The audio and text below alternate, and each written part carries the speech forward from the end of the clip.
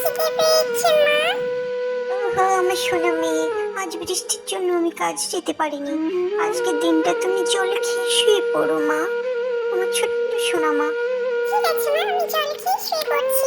হে ভগবান, কালকে যেন বৃষ্টি আর না হয়, কাল সকালে যেন সব ঠিক হয়ে যায়।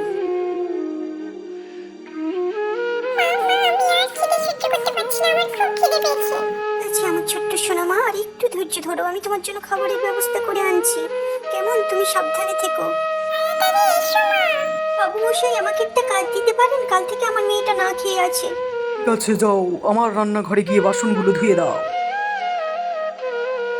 ও, এটা তোমার আজকের কাজের টাকা।